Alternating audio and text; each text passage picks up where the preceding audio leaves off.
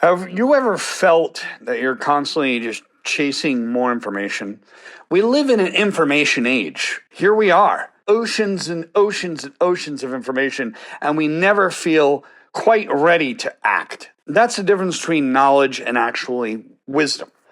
Everybody is searching for the golden key, the answer, the solution, all online. And the thing is you could be a knowledge maven. You could hunt down and hoard all of this information.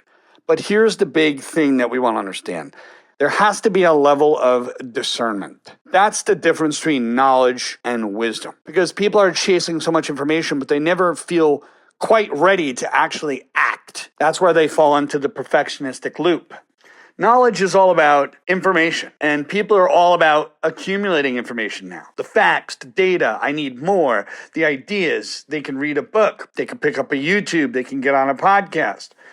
And it's quick to acquire, and honestly, there's no end to it. You could always learn more, but if you're forever seeking and never applying anything, if you're never applying any knowledge, it's going to leave you feeling overwhelmed, leave you in a state of constant overthinking, stuck, convinced that you need to know more. You just need to know just a little bit more before you can begin anything.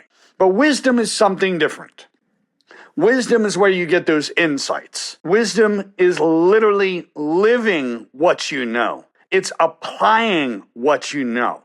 And there's a fine line difference between quantitative information and qualitative. That people are pursuing quality within the ocean of quantity. And it's like fishing. That's the fun part, right? But that's the thing. Wisdom is living what you know. It's where knowledge meets real life. It's one thing to read a book about performing surgery, and it's another thing to actually apply it. And you have to have the courage to put on the operating gear and step into surgery. That's what it's all about.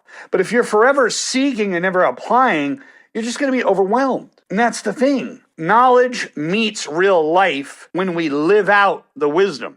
And you know what? Experiences are what provide us with wisdom. And that has to be refined by our failures, guided by our discernment, as well as our patience. A wise person isn't someone who knows everything. That's the thing. Everybody wants to be the know-it-all, the knowledge maven. I need to accumulate more.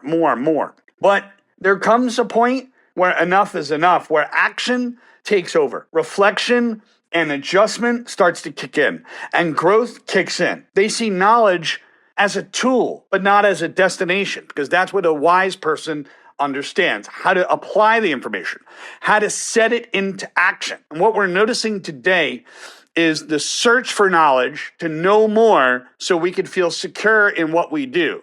But when it comes down to applying it, the courage is what's needed to cross that bridge from knowledge to application. Wisdom is living what you know.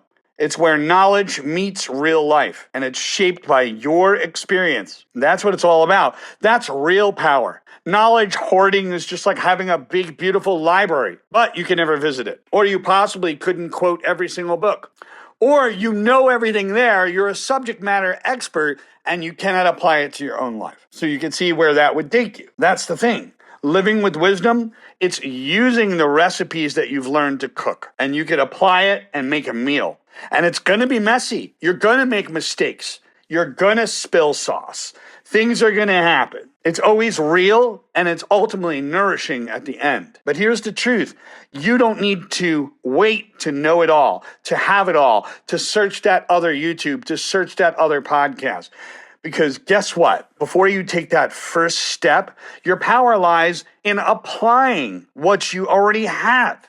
One small informed action at a time. And each action is a stepping stone. And every stepping stone becomes an insight to wisdom, which ultimately leads towards your growth. So when you embrace wisdom this way, that's where growth, confidence, and mastery, not perfection. It's not about perfectionism. It's about mastery, mastering yourself, because the inner world has a direct connection to your outer world. And guess what? Embracing the wisdom is where mastery is really going. And that's all for today. See you on the next episode.